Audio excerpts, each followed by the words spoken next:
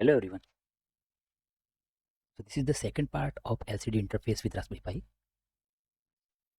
In first part, I have explained about the theory behind the LCD. Okay, then pin description and all the basics related LCD. Now in this part, I will explain you the code, and then finally we will run this on actual hardware. Okay, so basically you have to connect your LCD with Raspberry Pi board, right? On using various GPIOs, and I have already explained you total 11 pins are there. Okay, and if you don't know about this thing, then please watch my first part.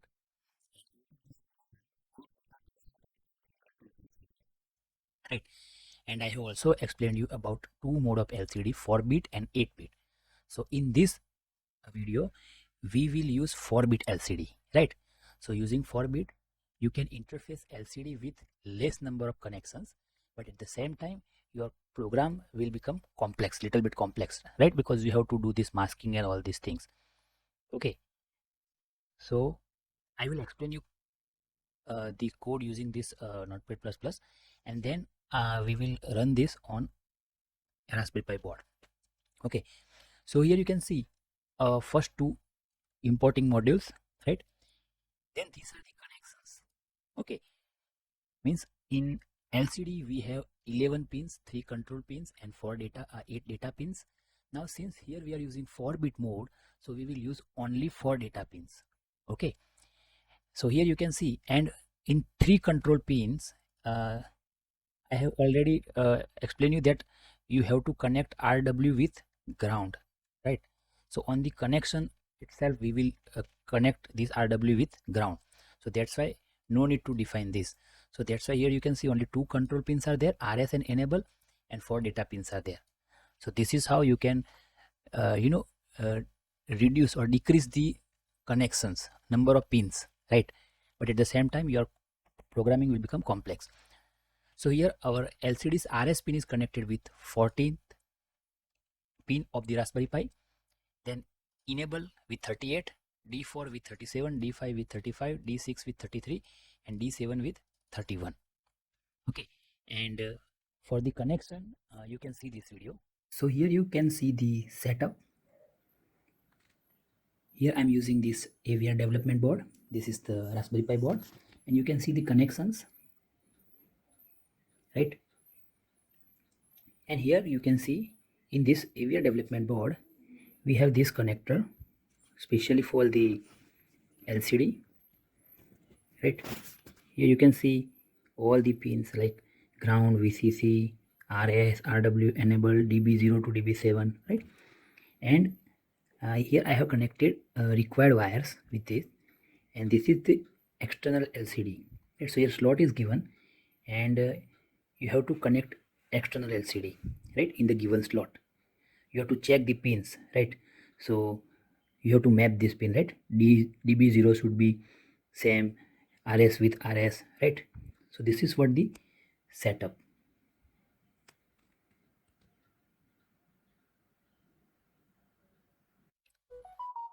Now next we are defining these two things, LCD CHR and LCD CMD, because using this RS pin, okay, you can select whether whatever you will write on D0 to D7 is it is data or it is command, right? So you can decide using RS pin, and that's why we are defining these two variable.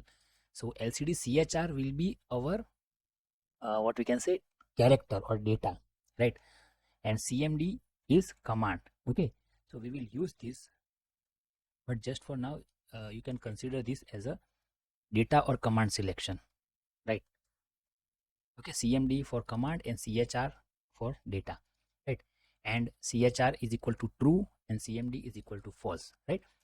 Then again we are declaring two more variable, line 1 80 and line 2 C0.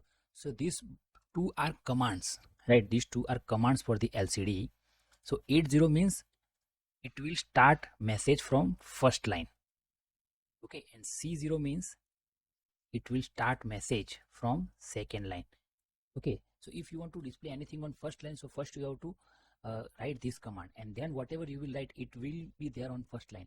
If you want to write anything on second line, then first you have to write this command, and then whatever you will write, it will be there on second line of the LCD.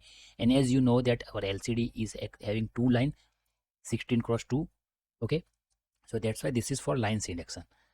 Okay, so these things we will use in our code definitely, right? Then e pulse and e delay. So here we are giving some fixed amount of time, right? It's a 0.005, 0.0005, right? So in delay, because for enable, as you know that after each operation you have to generate pulse on enable pin. Okay, so you have to generate high signal for fixed amount of time, and then you have to generate low signal for fixed amount of time. So that fixed amount of time will be this, right? We will use this in our program. So this is what the declaration part. Now this is the our main program, right? Main function. So in main function you can see initially we are writing this set warning false. Okay, so it will disable all the warning. Then set mode GPIO baud. So here we are using baud GPIO number, right? Then for all this pin, enable, RS, D4 to D7, we have to write something, right? So you have to initially you have to set the direction as an output. So this is what, okay, means here we are setting all these pin as an output. So you now we can write anything from this Raspberry Pi on these pins. Anything means digital signal 0 or 1, right? Then LCD init. So this is the important function, main function of this, right? Here we are initializing the display. So as you know the theoretical thing, right, that first to initialize the LCD you have to write some commands, right? And you know these are the commands, right? We have already discussed about this command in our first part. So you have to write various commands in configuration part, and then you can write data, right?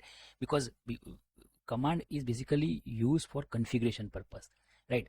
What is the mode of the, means whether you are using 8-bit LCD or 4-bit LCD, okay, from which particular location you want to display the message, right? Everything you can set or you can configure using commands, and that's why this initialize function is there, LCD underscore init. Okay, now so LCD underscore init is a function, right? So here you can see this is the function LCD underscore init, and in LCD underscore init basically we are using another function called LCD byte, right? So what we are doing, we are simply writing these commands. 33 is a command for LCD, 32 is a command for LCD, 28 is a command for LCD, 01 is a command for LCD, right? Using 01 you can clear the display, using 28 you can set this what we can say data length, and basically you can check these on Google and you can find the meaning why we are issuing this command, right? So basically you have to write various commands. So here in this code you can see 4 different commands are there, and this function will actually write this on our LCD as a command, right? And that's why you can see in LCD byte function along with the value we are also giving this argument LCD underscore CMD, right? And LCD underscore CMD means false, right? We have already defined this. CMD is equal to false and CHR is equal to true. So this initialization part will basically write these commands on the LCD, right? And then it will wait for some time. Okay, it will wait for some initialization time. Time dot sleep in bracket e dot delay. So we have already declared this e dot delay is actually 0.0005 second, right? So it will generate some delay of some millisecond, right? Now how this LCD underscore byte function will write command on LCD? So for that you can see this is another function LCD byte, and here again 2 arguments are there. So first argument is actual command 33, 32, whatever command you want to write, that is our first argument. And second argument is basically whether the value is command or data, right? And that's why you can see second argument is false. So what this false function will do, it will basically make RS pin is equal to low, or you can say RS pin is equal to false. So that's why in LCD byte you can see first instruction is GPIO.output LCD RS. So this is basically RS pin, and we are writing 0 on this RS pin because LCD CMD is false, and that's why you can consider RS is equal to false. okay, for this 33, 32, 28, 01, because these are the commands, not the data, right? So first line will write 0 on RS, or you can say false on RS, right? So now RS pin is 0. So now whatever you will write, it will consider as a command only, and that is what we want, right? Next is, now we, we have already discussed that now we want to write these commands on our data pin D0 to D7. So before that, what we are doing, we are simply writing 0 on all these pin. Okay, basically we are clearing all these things, means whatever it may be, some garbage value or whatever, so we don't know, right? So that's why first initially we will write 0000 on all these data pins, and then what we will do, using this function, we will write our values on each pin D4, D5, D6 and D7, right? Now here you can see 33 is actually 8-bit value, right? 33 is 8-bit value, but here we are using 4-bit LCD. So what you have to do, I have already explained this part, this thing in first video, right? So let us write 33 in hexadecimal 0011 0011. Okay, so this is your 8-bit number. Now here we are using 4-bit LCD. So what you have to do, you have to first mask this, means you have to simply write this most significant 4-bit on these 4 pins, right? And then you have to give pulse on enable pin, and again you have to write this least significant 4-bit on these 4 pins, and again you have to generate pulse on enable pins. So this is how you can write your 8-bit length command or data on these 4 pins. So this is what I'm talking about, coding complexity, right? Because here we are using 4-bit mode, so your connection will be less but your program will become complex. Okay, so this is what the code complexity is, but anyway we know how to do this. Okay, so here you can see, first you have to send this most significant 4-bit. So for that, what you will do, here you can see in this if loop, if condition, what we are checking here, we are simply performing logical AND with our, what we can say, command. So bits is actually command, right? Bits is this value. So here we are performing logical AND with 10, right? So 10 means what? Here you can see logical AND 10 means 0001 0000, right? So what we are checking, we are simply checking whether this bit is 1 or 0, right? You have to write most significant 4 bit. So in this most significant 4 bit, first we are checking our first bit, right? Whether this bit is 1 or 0, means if the result of this will be 10, it means my in my command this bit is 1, and if this bit is 1, then it will simply write true on D4, right? So here we are writing this 1 on D4. Now next, how to write this on D5? So simply you have to perform logical AND operation with 20. So 20 means 10, right? So now it will simply perform logical AND operation between these two number, and now it will check this bit. If this bit is 1, then it will simply write high on D5. Okay, so here you can see 1 is there, so it will write high on D5. Now again it will check this bit, right? In most significant 4 bit, it will check third bit, and now it is 0. So result of this will not equal to 0x40. So it will not write anything on this pin, and by default false is there, right? And again it will check this last bit, most significant bit, and again the result will be not equal to 80, because this number is 0 and logical ending will give result 0. So it will not write high on this D7, and by default false is there. So here you can see, after executing these, our 4 bits are there on our data pin D4, D5, D6 and D7, right? We have already defined these things. D4 is our pin number 37, D5 is pin number 35. So here we are writing actual values on these pins, right? Now LCD toggle enable. So this toggle enable will basically generate pulse on enable pin, right? How to generate pulse, that I will discuss later on, right? I will explain you this function later on.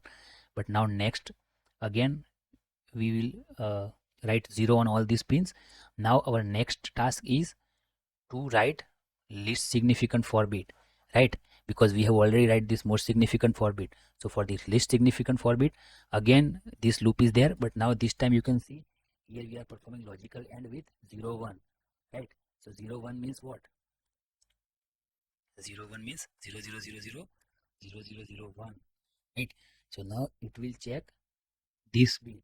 Okay, in least significant 4 bit, it will check first bit, whether first bit is 0 or 1. If this condition will satisfied, it means that first bit is 1, so it will simply write high on D4, right? Then same way it will check second bit, this will check third bit, and lastly it will check fourth bit. Okay, and again it will generate pulse on enable pin using this function, right? So this is how this LCD byte will write data on our data pin. Now whether that data is a what we can say command or our actual data, that is that is decided by this function, right? So this is common for both the data and as well as command, right? And now let us discuss this LCD toggle enable. So here you can see LCD toggle enable. First it will generate some delay, then it will generate high on enable pin true, then again it will generate some delay, and now it will generate false on enable pin, and then again it will generate delay. So here we are simply generating pulse high to low on enable pin, right? So this toggle function will generate pulse on enable pin. Okay, so this is how it will write all these commands one by one. Okay, initialization part, right? And now initialization part is finished, and now in while true we will simply write these two messages on LCD. This will be on first line, this will be on second line, and then it will wait for 3 seconds, and again it will generate two different message. Okay, and again it will wait for some time, and again it will display this. So it will be continuous, right? Now for sending the message, we are using this function LCD string, right? And again two arguments. First is our message, and second is on which particular line you want to send this message, right? And this is our actual data. This is not command. We are not configuring anything. Configuration part is finished. Now we want to write this message. Okay, so now let us discuss about this last function LCD underscore string, how it will work. Remember, first argument is message, second argument is on which particular line you want to display message, right? So LCD underscore string function is defined over here, and here you can see first is a message, second is a line, right? Now what it will do, whatever second argument is there, okay, line 1 or line 2, as I have already discussed that for first line you have to issue this command 80, okay, and for second line you have to issue this command. So what this LCD underscore string will do, it will simply send this line as a command. Okay, so it will configure that my message will be start from first line or second line, right? And finally you have to write message. Okay, and how you have to write message bit by bit. So let us say my message is long, right? My message is hardware coding.